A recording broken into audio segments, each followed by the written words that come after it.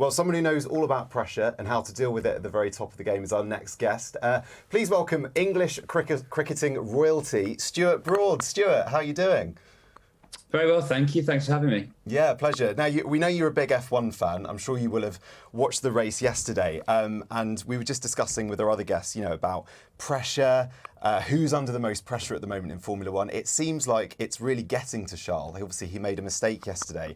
From your experience in sport, at the very top, how do you deal with that? What will he be feeling this week? Yeah, he'll be really disappointed. I mean, I've always tried to have this sort of 24-hour rule in my cricketing career that, of course, you've got to feel disappointment and frustration, and then you've got to sort of try and evaluate what happened and where you can put it right and how you can put it right and get that positive mindset back straight away. I think with Charles, it's frustrating for him because he's made a couple of mistakes now. Is it 3 from winning positions that have cost him points? And I think you hear sports people talk about such a boring word, stick to the process. But actually, it's a lot deeper than that. And it's actually really important that when you come under pressure from, internally, but also outside noise, that you stick to your routines and your habits that have got you to the position that you're in. He's a world-class driver driving for an amazing team.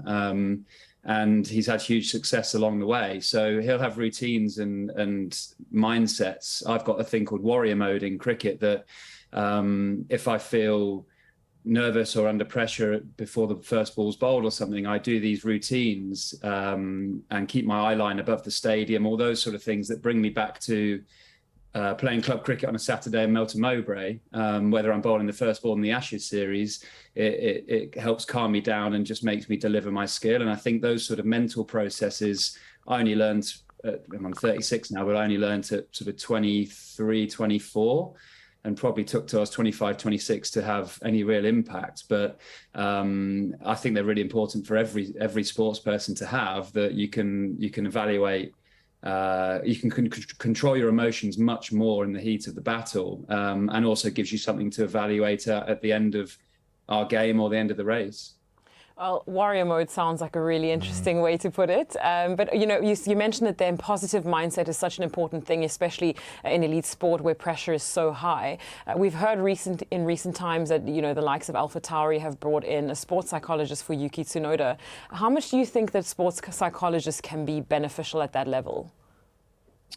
If you'd have asked me at 22, 23, I'd have said, oh, no, I don't really believe in it. But now, having worked with a couple of different sports psychologists through my career, both at Nottinghamshire and England, I think it's as vital as a specialist technique coach training for me, the bat and ball. It's incredibly important. It's incredibly valuable. I've had certain times where, I've been on the phone or gone to the sport team psychologist's room at 10:30 the night before a game, where something I just didn't feel quite right, or I was feeling a bit frustrated or angry about something that wasn't really relevant, and we'd come up with different techniques just to get me through that next day in a positive way. I remember had a test match at Old Trafford a few years ago where I things hadn't been going great for me. I've maybe been left out, and I'd come back in and trying to go to sleep. I kept thinking about mistakes I'd made or the frustration of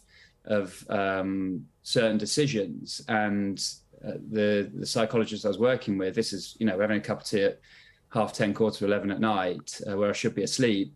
But he's saying, if any negative anything negative thought comes in your mind tomorrow on the pitch, just laugh out loud. I know that sounds ridiculous, but it really worked. Anytime I thought, that was a rubbish ball, why did I do that, I would just laugh out loud, which probably looked a bit strange for the viewers watching on TV, but it immediately got rid of that negative thought. I mean, obviously that's a short-term strategy for that, but the emotional and the mental side of playing sport is huge. I mean, when I was 15, I remember my dad saying to me about test match cricket, it's 80% mental, 20% technical, which at a young age when you're in the nets makes no sense. But now I've played over 150 test matches. It's 100% right. It's such a mental game. And,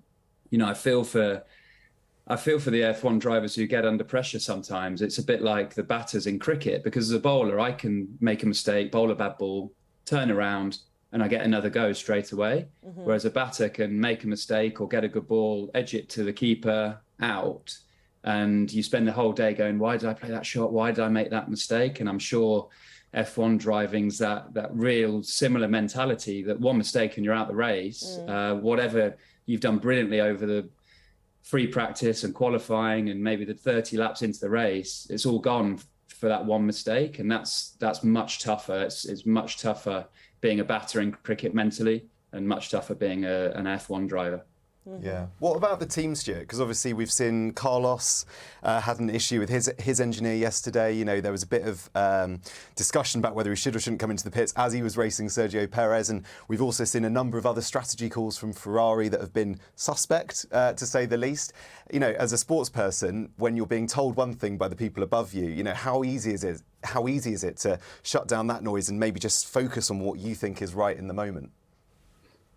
Well, the Ferrari instance yesterday, you know, I'm not pretending to be any sort of expert at all. I'd like to hear your views on it. But I was watching it, and it was an amazing battle. And I know they were talking about the tyres wearing and whether the mediums would get to the end of the race. But he'd done an incredible overtake of Perez, and then gets that call to pit. And it felt like it sort of lost all his momentum in the race, really. He was going really well, and it sort of dragged the momentum away from him. But I don't quite know how it works in Formula One, where you can actually override the strategy or override your engineers. But then I suppose if you do that, I think there was a moment where, was it Lando or Vettel?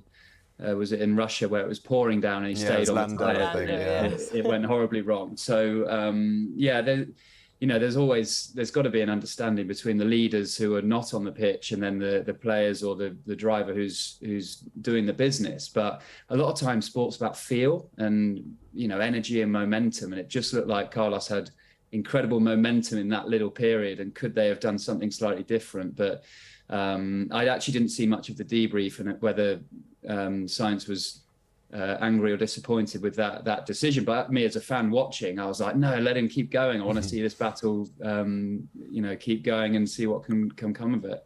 Well, interestingly enough, he actually did defend the team quite staunchly in saying that, you know, he thinks Ferrari is overly criticised for their strategic calls. So it's hard to say. And I think the drivers, I honestly find that some drivers are very much on top of the strategy during the race, whereas some others are not really that on top of the situation. But at the end of the day, the team will always have a better overview of what's going on. So you kind of just have to hope that your team is on top of things. And at that level, they typically are. But, you know, things can go wrong sometimes.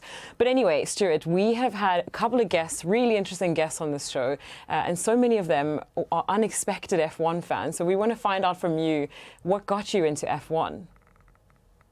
My dad was a fan, first of all. So I remember, weekends when I'd spend time with Dad, that the F1 would be on, and we'd be, you know, he was probably a fan more of the early 90s era, and I sort of came in the late 90s era, certainly when Schumacher was sort of running the roost. And I suppose my real interest into strategies and the deeper sides of Formula One grew when Lewis Hamilton started being really successful and coming into the sport. You know, no one can forget that Brazil World Championship race that grew my interest. And then I think was it 2010 when Jenson Button won the most incredible Canadian Grand Prix of all time, right, where it poured it down, and I think Lewis and Jenson had a crash in the overtaking zone near the pit lane, and that sort of, I couldn't believe how much I enjoyed that race. And then I pretty much haven't missed a race since. I sort of found that sort of the entertainment involved in that so interesting. And I actually was really lucky enough to be involved in the virtual Grand Prix at the start of the sort of lockdown.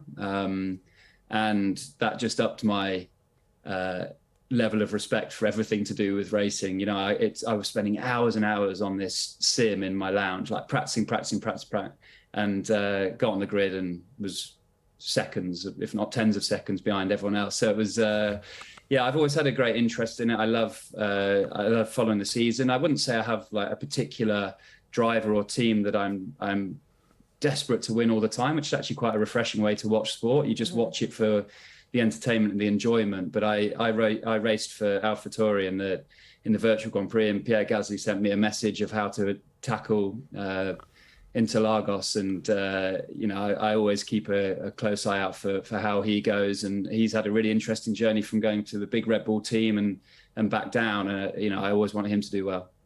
Very nice. So I know you just said you don't necessarily have any favourites, but if you could have a couple of people from the F1 paddock in your cricket team, who would you pick?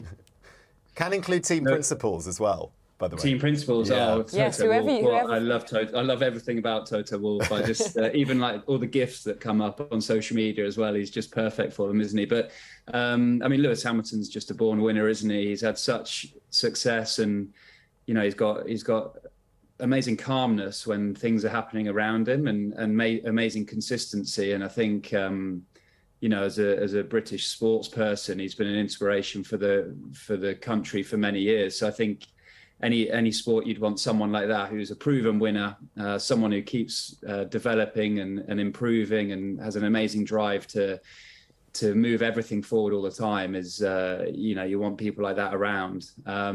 There's I'd say Toto Wolff, and I love that battle between sort of Toto Wolff and Christian Horner. And maybe it's, amped up a bit by journalism at sometimes, but I want to believe it all. I want to believe that there's a real sort of Manchester City, Man United rivalry going on there, and it creates drama in the sport, which as a fan, it's always interesting. Yeah. Speaking of drama, we've seen The Test, which was the documentary that was done about the Australian cricket team. Obviously, we've got Drive to Survive in Formula One. Do you think a Drive to Survive style format would work well in cricket?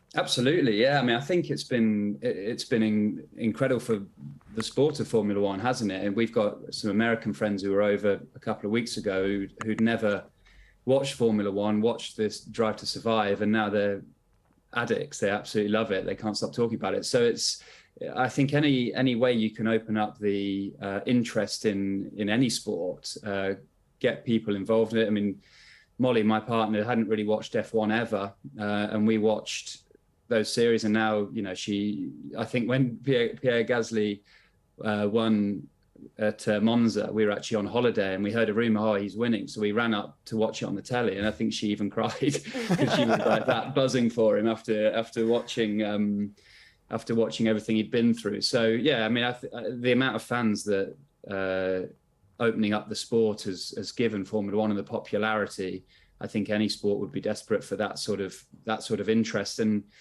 it's different, isn't it? It's quite tricky within changing rooms to open it up, because you've got coaches' team talks, you've got different players under pressure at different times. But in the modern day of accessibility, players probably just have to accept that that's the way the sport's going, that's the way that the world is going, embrace it and sort of get used to it, really. Mm-hmm. Yeah. Mm-hmm. Just finally, Stuart, before we let you go, just a bit on your summer coming up. We've got obviously South Africa is your next test, I believe, in August, and Jesse Lingard is going to Nottingham Forest. This is going to be a busy August for you.